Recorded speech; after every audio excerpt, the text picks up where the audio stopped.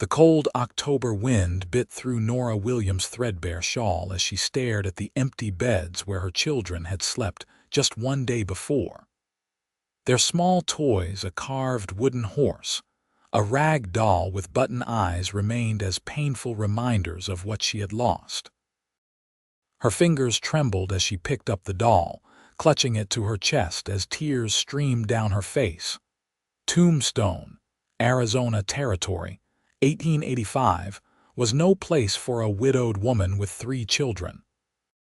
At least that's what Judge Harrison had proclaimed yesterday when he'd ordered 7-year-old Emma, 5-year-old Samuel, and 3-year-old James removed from her care. Unfit, he'd called her.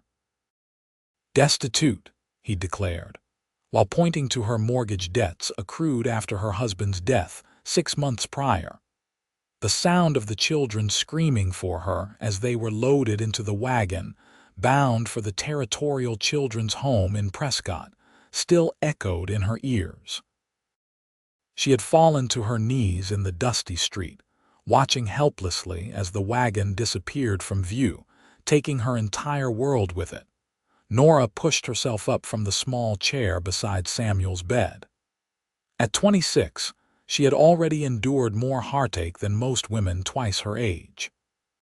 First losing Thomas to pneumonia, and now this. But she would not accept defeat. She would not allow her children to grow up in that cold institution, or worse, be sent away with strangers who would never love them as she did.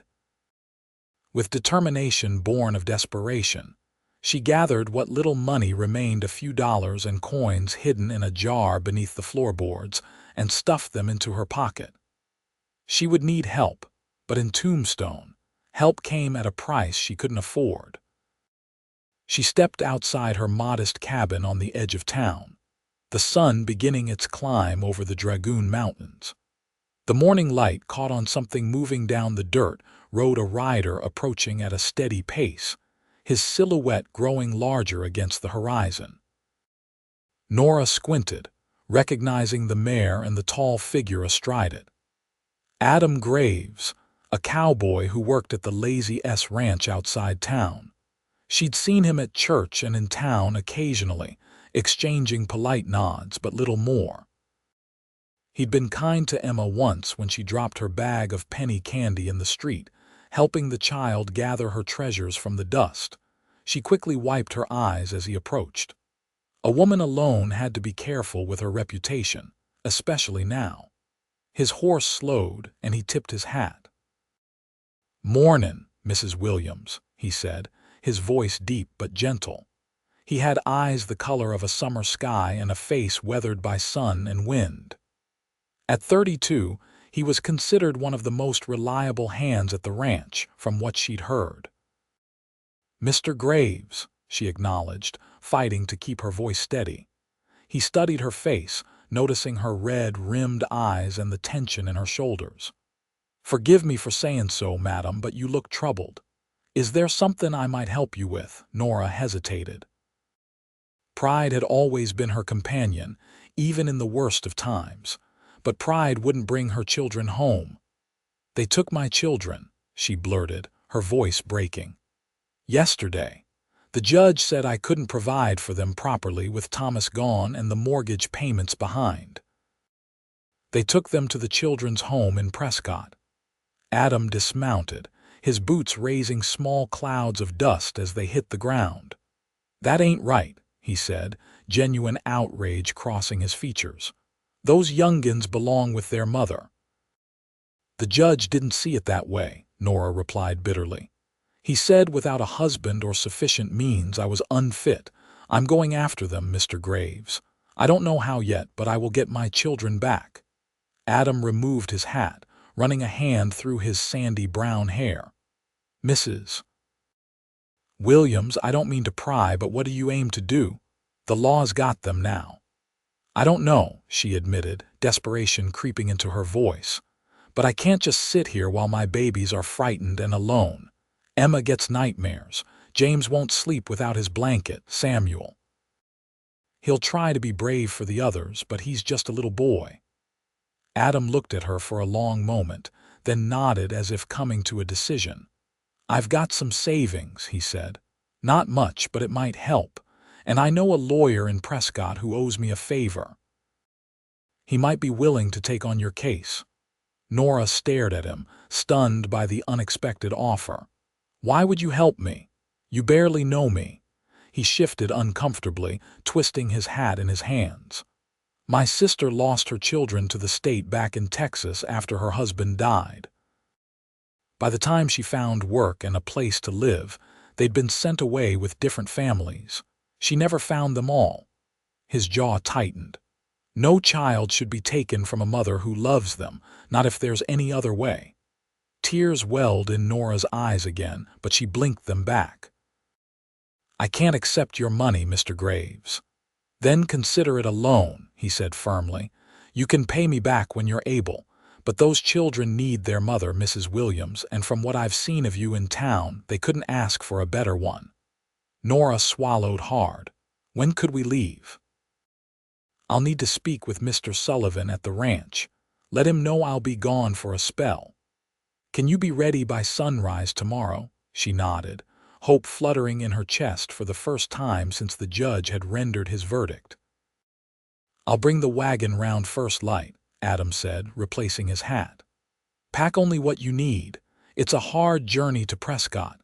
"Thank you," Nora whispered, the words inadequate for the gratitude she felt. He mounted his horse again, tipping his hat once more. "Till tomorrow, Mrs. Williams." As she watched him ride away, Nora clutched the small rag doll tighter. Perhaps, with this cowboy's help, her children wouldn't be lost to her forever. The night passed in restless preparation.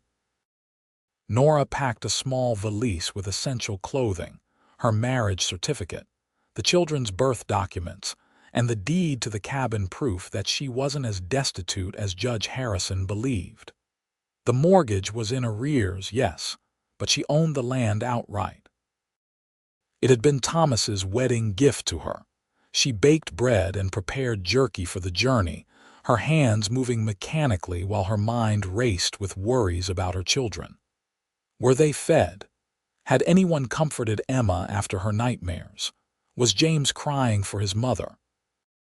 When dawn's first light crept through her window, Nora was already dressed in her sturdiest traveling clothes, a dark blue wool skirt, white blouse, and sturdy boots. She wound her thick auburn hair into a practical bun and donned a bonnet to shield her face from the sun. The sound of wagon wheels announced Adam's arrival. He wore a fresh shirt under his worn leather vest, his revolver holstered at his hip, a necessity for travel in the territory. "Mornin'," he greeted, helping her load her bags into the wagon. "I've brought provisions for the journey. It'll take us 4 days if the weather holds." Nora nodded, casting one last look at her humble home before climbing up beside him on the wagon seat. "I left a note for Mrs. Henderson next door. She'll watch the place." Adam clicked to the horses, and the wagon lurched forward. "I wired my friend in Prescott last night. Name's Michael Cooper. Good lawyer, better man. He'll meet us when we arrive." As they left Tombstone behind, Nora watched the familiar landscape give way to the vast, wild country of the Arizona Territory. Saguaro cacti stood like sentinels against the brightening sky, while in the distance, mountains rose purple and mysterious. "Tell me about your children," Adam said after a while, breaking the comfortable silence that had fallen between them. Nora's face softened, the worry lines easing from her forehead. "Emma is my oldest. She's smart as a whip and stubborn as her father was, wants to be a teacher someday." She smiled at a memory. "Samuel is quiet but notices everything.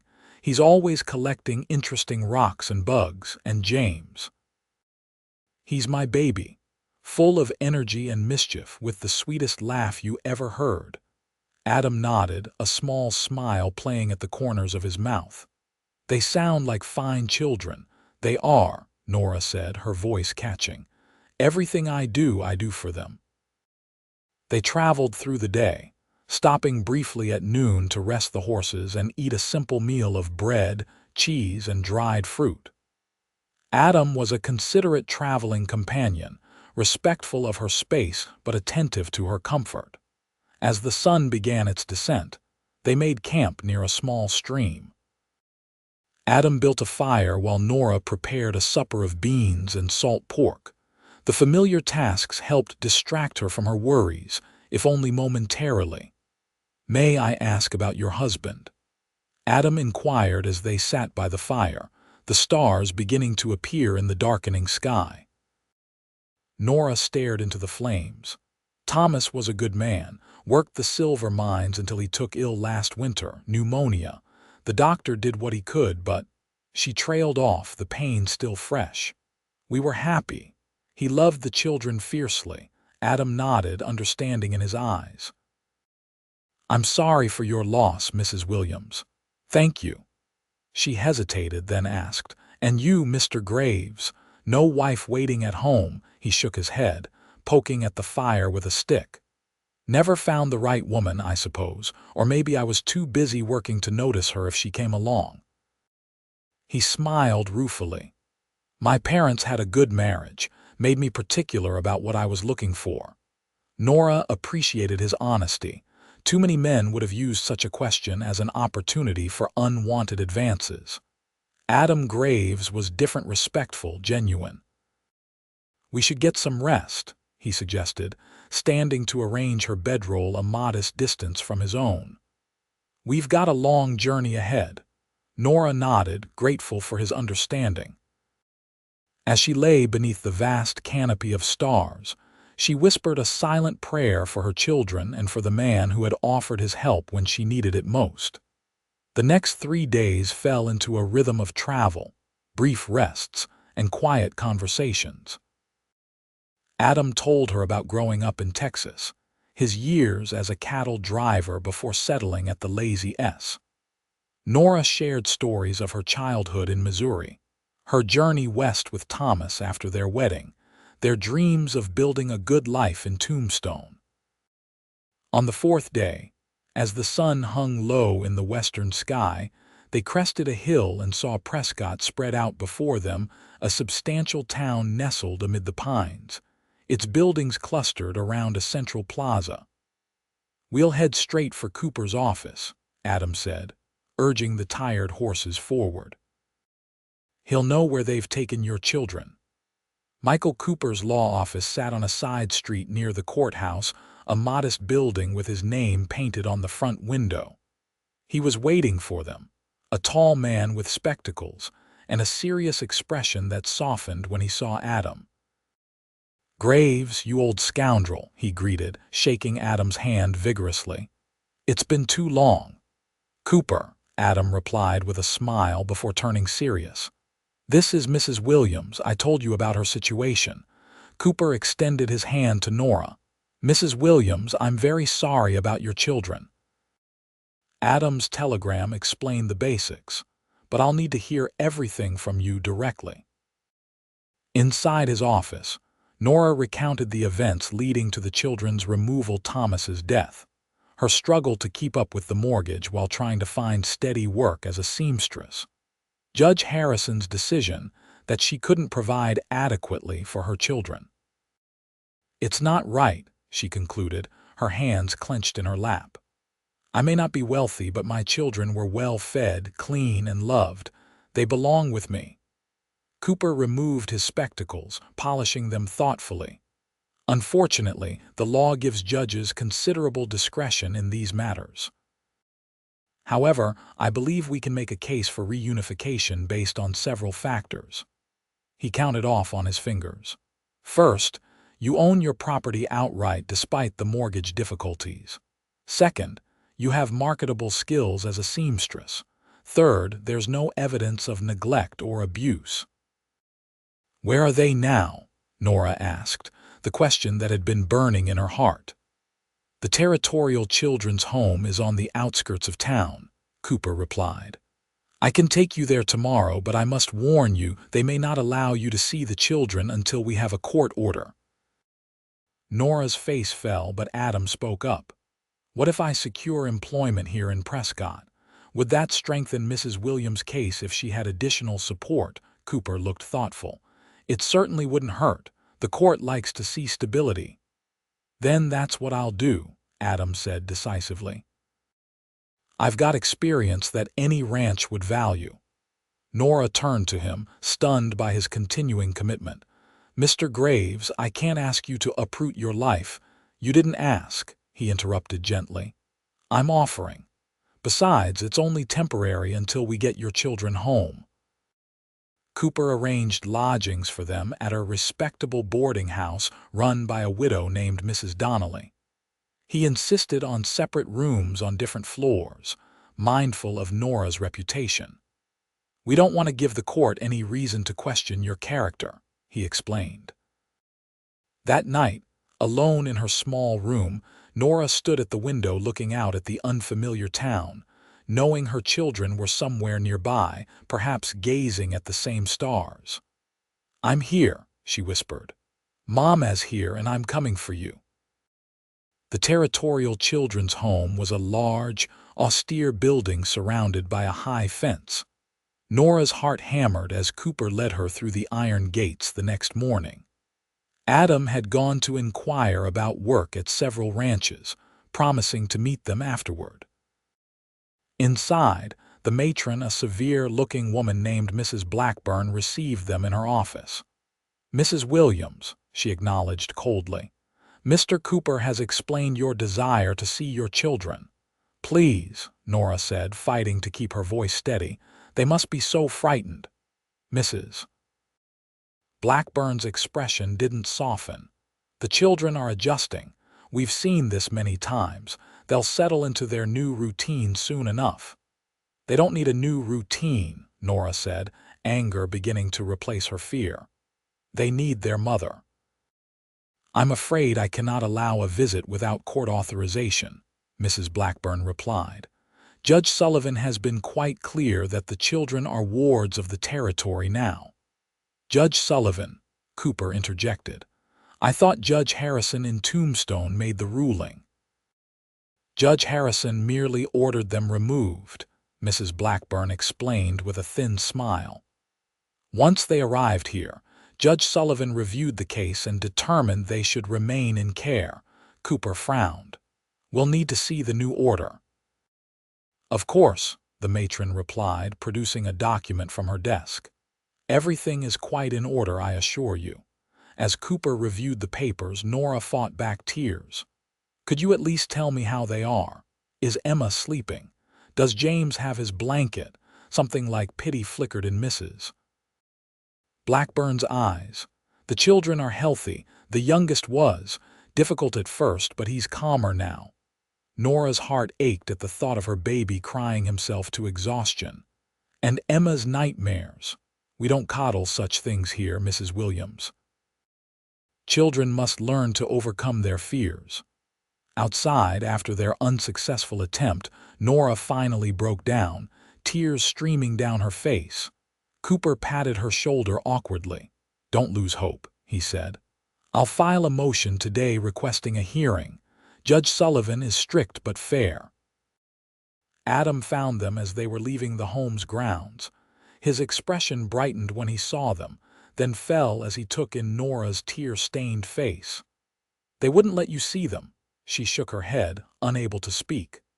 I found work, Adam said gently, trying to offer some good news. The Circle B ranch needs experienced hands. The pay is decent and I can start tomorrow. Cooper nodded approvingly. That's good, very good. It shows commitment to remaining in Prescott while we sort this out. Back at Mrs. Donnelly's boarding house, Adam insisted Nora eat something, bringing her a bowl of stew from the kitchen.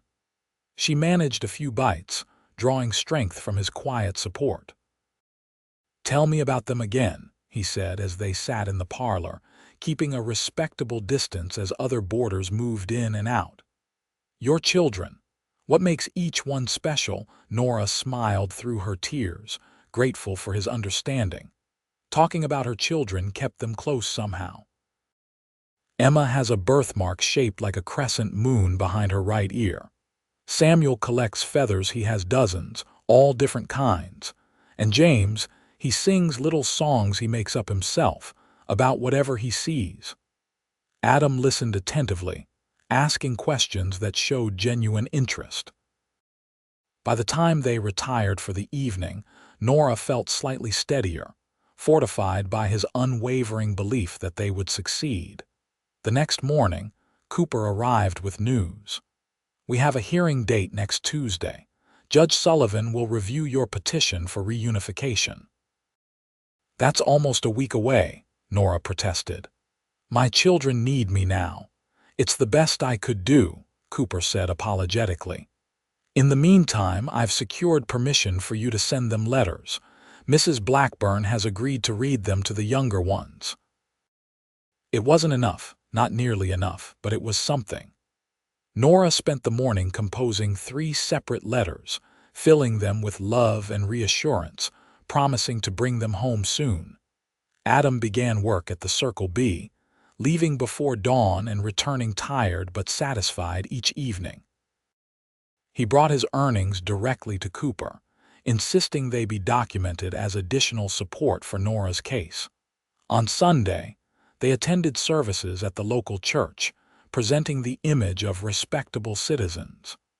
Several of the congregants knew Cooper and greeted them warmly. Adam sat beside Nora in the pew, his presence solid and comforting. After the service, a woman approached them, middle-aged, well-dressed, with kind eyes. "Mrs. Williams, I'm Margaret Sullivan, Judge Sullivan's wife."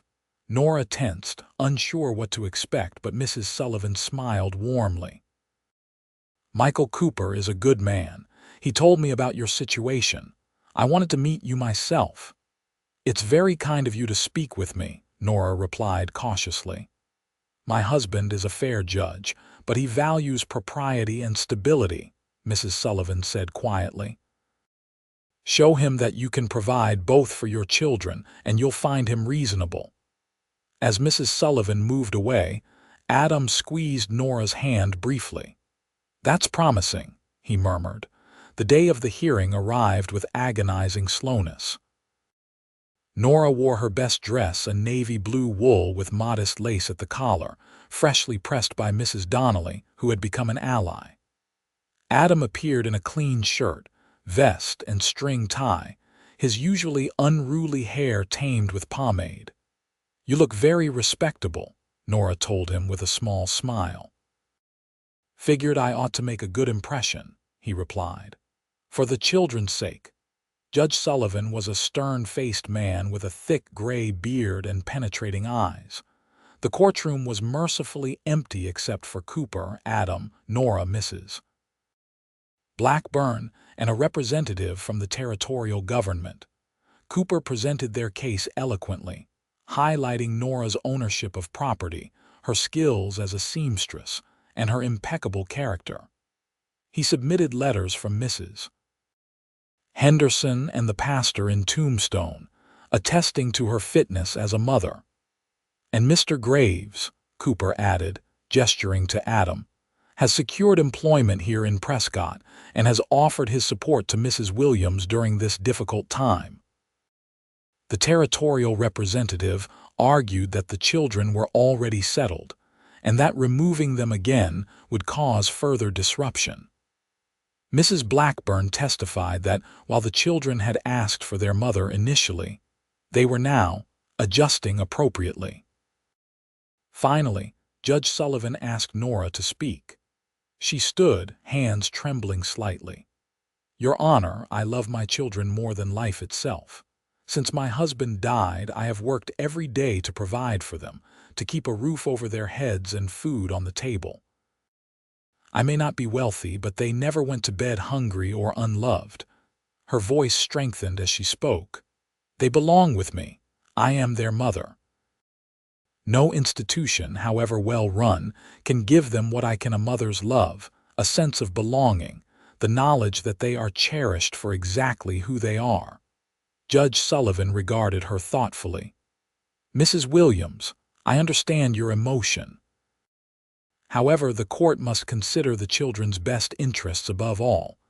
Can you provide stability, regular meals, proper supervision, education? Yes, she answered firmly. I own my home outright, though I've fallen behind on the mortgage.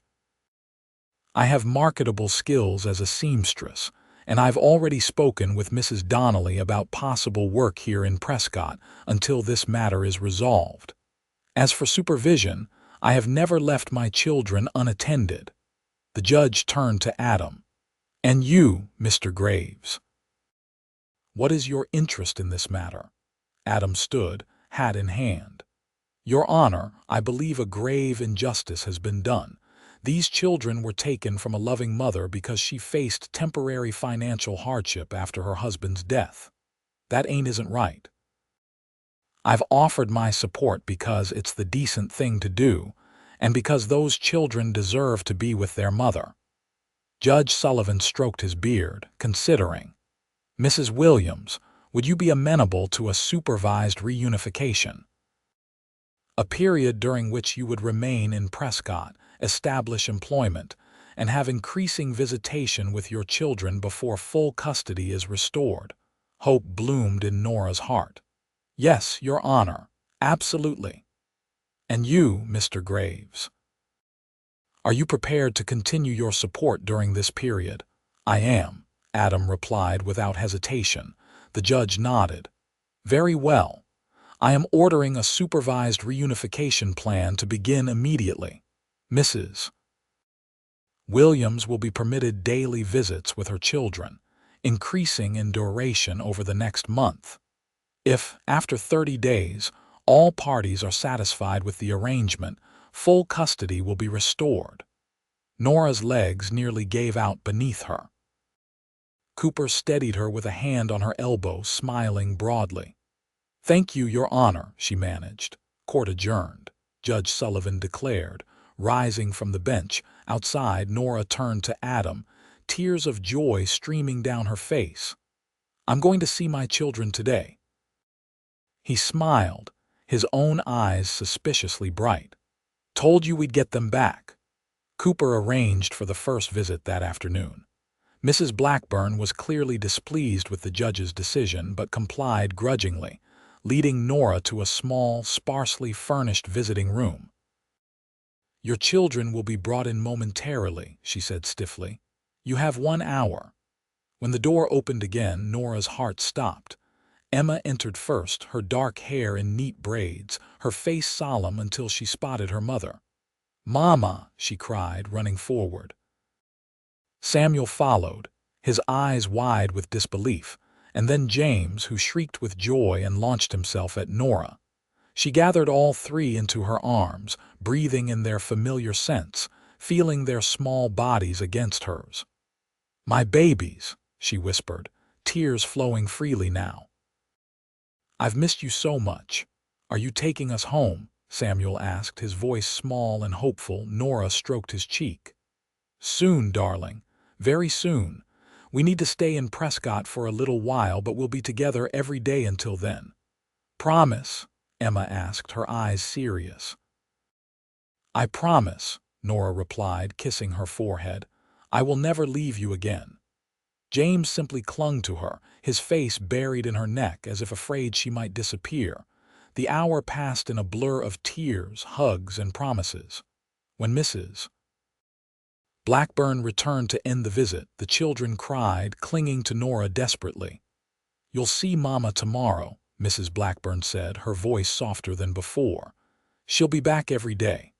Outside, Adam was waiting, having given Nora privacy for the reunion. How are they? He asked gently. Beautiful, she replied, her face radiant despite the tears.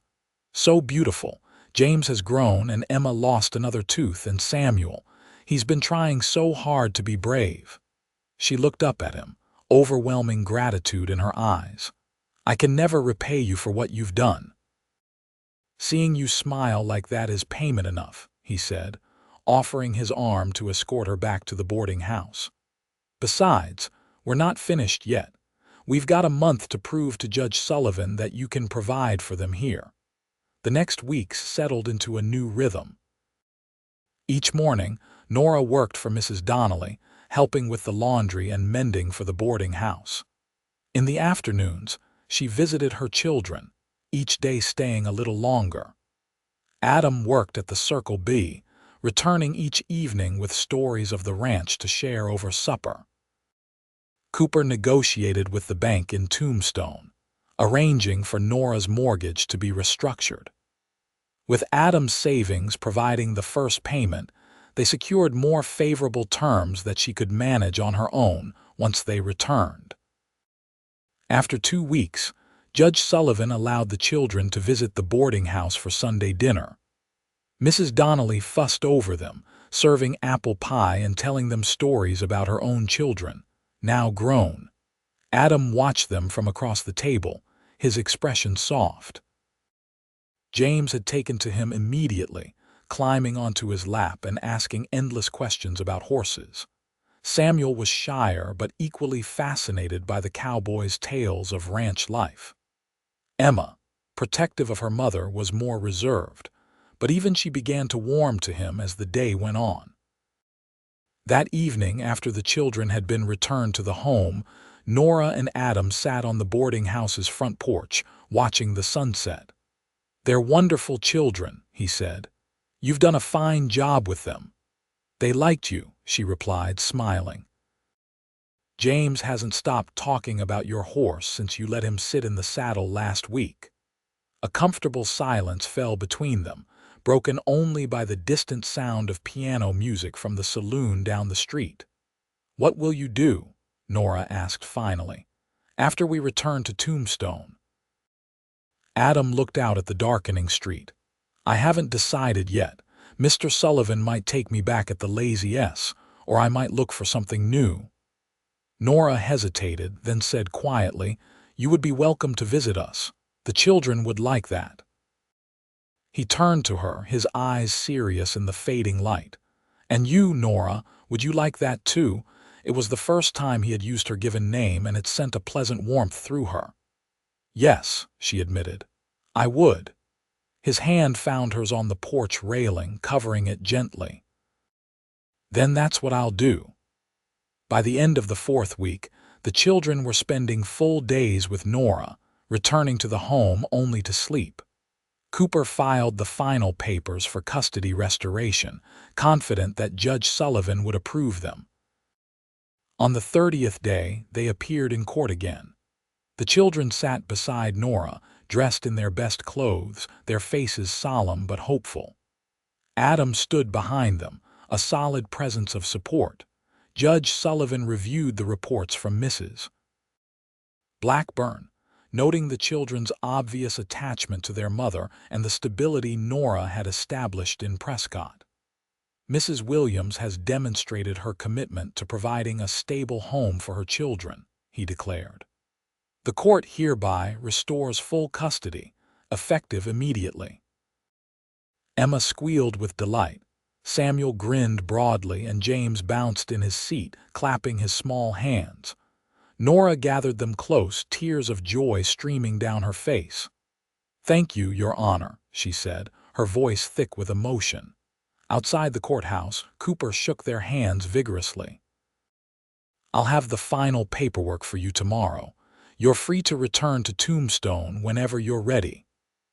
That evening they celebrated at Mrs. Donnelly's, the children finally sleeping under the same roof as their mother.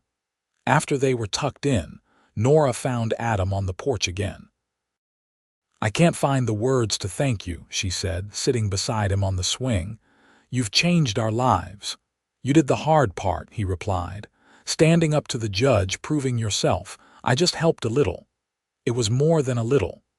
She reached for his hand, taking it in both of hers. "Adam, I've been thinking about what happens next."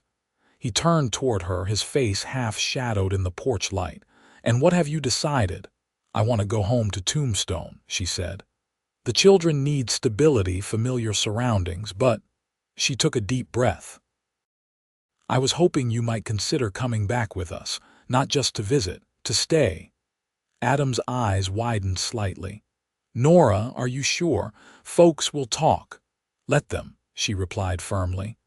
"I care more about what's right for my children and for me than what people might say.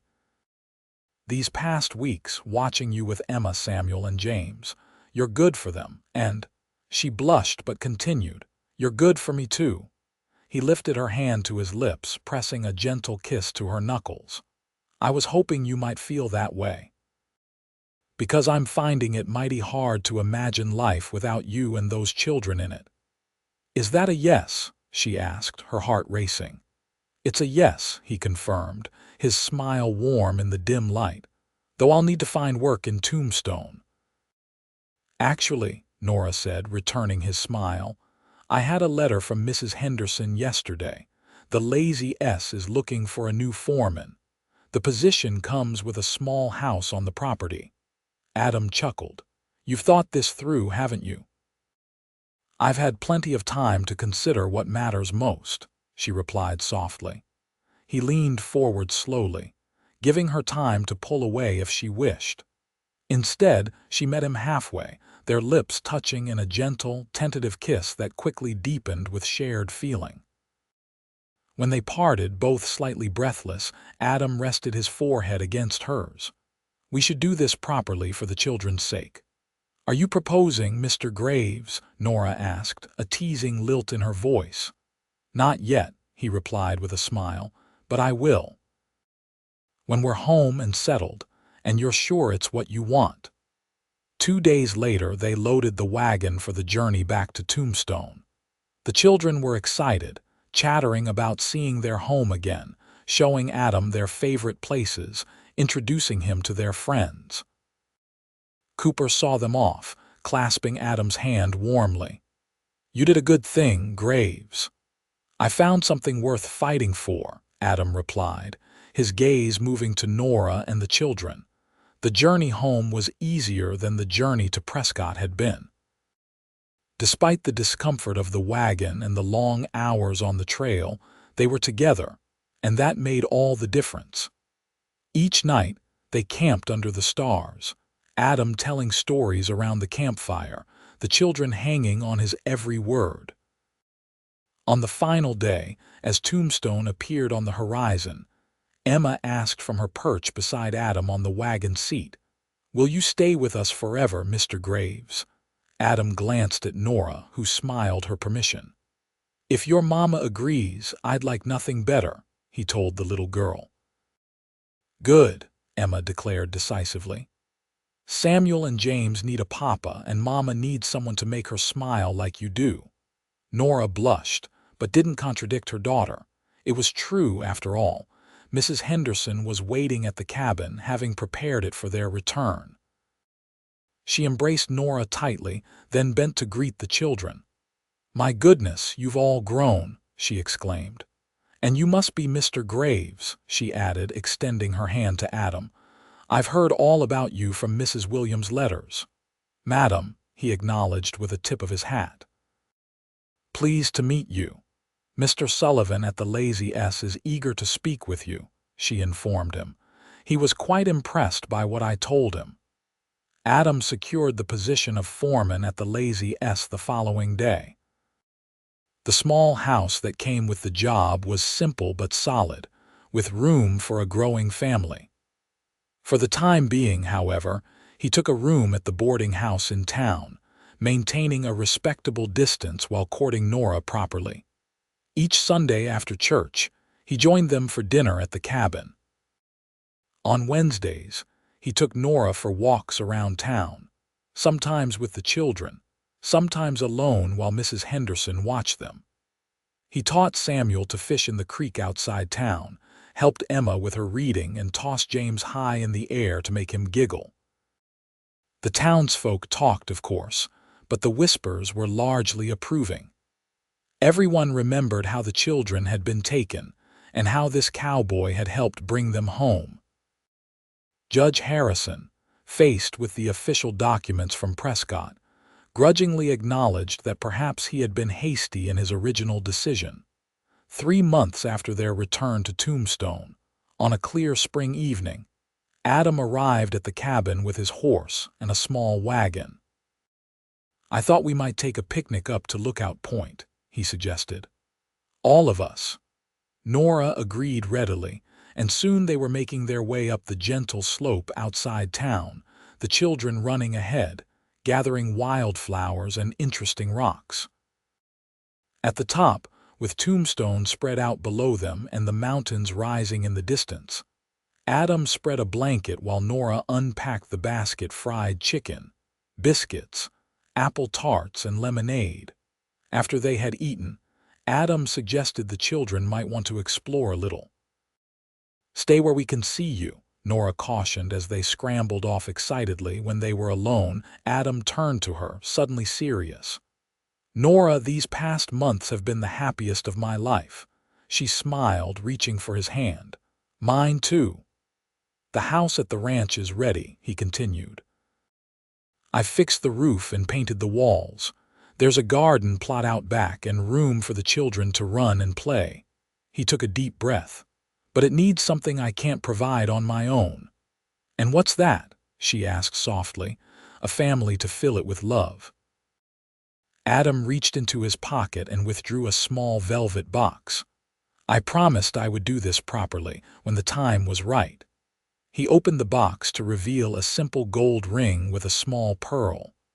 "Nora Williams, would you do me the honor of becoming my wife?" Tears filled her eyes as she nodded. "Yes," she whispered. "Yes, Adam." He slipped the ring onto her finger, then leaned forward to kiss her, his hand gentle against her cheek. A whoop from nearby interrupted them, and they turned to see the children watching, Emma clapping her hands in delight, Samuel grinning broadly, and James jumping up and down. "Come here, you three," Adam called, opening his arms. They ran to him, tumbling onto the blanket in a tangle of limbs and laughter. "Does this mean you're going to be our papa?" Samuel asked eagerly. "If you'll have me," Adam replied. "Yes," James shouted, throwing his arms around Adam's neck. Emma, ever the practical one, asked, "Will we live in the house at the ranch?" "We will," Nora confirmed, "all of us together." "When?" Samuel wanted to know. Adam looked at Nora questioningly. She smiled and said, "How about next month? That will give us time to plan a proper wedding." The wedding was held in the small church in Tombstone, with Mrs. Henderson serving as matron of honor and Cooper making the journey from Prescott to stand as best man. Emma wore a new dress of pale blue, carrying a bouquet of wildflowers. Samuel proudly carried the rings on a small cushion, and James, as Adam put it, supervised the proceedings from Mrs. Henderson's arms. Nora wore a simple gown of ivory silk, her auburn hair adorned with small white flowers. When she walked down the aisle toward Adam, his face lit up with such joy that several of the ladies in attendance dabbed at their eyes. The reception was held at the Lazy S, the ranch hands constructing tables under the cottonwood trees and stringing lanterns for when darkness fell. There was music and dancing, with Adam swinging each of the children around until they were breathless with laughter. As the evening drew to a close, Mrs. Henderson took the children back to town for one last night at the cabin. Tomorrow, they would move to their new home at the ranch, but tonight belonged to the newlyweds. Adam led Nora to the small house, now their home, carrying her across the threshold as tradition demanded. Inside, he had prepared a surprise. The main room was filled with flowers, and a bottle of champagne waited on the table. "Welcome home, Mrs. Graves," he said softly, setting her on her feet but keeping his arms around her. "It's perfect," she whispered, taking in the simple but comfortable furnishings, the curtains at the windows, the framed photographs of her children already in place on the mantel. Later, as they lay together in the quiet darkness, Nora rested her head on Adam's chest, listening to the steady beat of his heart. "I never thought I could be this happy again," she confessed. "After Thomas died, I thought that part of my life was over." Adam stroked her hair gently. "Life has a way of surprising us," he said. "I never expected to find a ready-made family that fit me so perfectly." He kissed the top of her head. "I love you, Nora, and I love those children as if they were my own." "They are yours now," she replied, lifting her face to his. "We all are."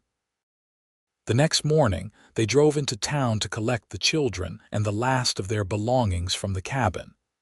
Emma, Samuel, and James ran from room to room in the ranch house, exclaiming over their new bedrooms and the rocking horse Adam had built for them. "Can we get a dog?" Samuel asked hopefully. "A ranch should have a dog." Adam laughed. "I suppose it should. We'll look for one with the right temperament for children." Life settled into a new pattern. Adam worked the ranch, sometimes taking Samuel with him when the boy wasn't in school. Nora kept house, tended her garden, and took in fine sewing to maintain her independence.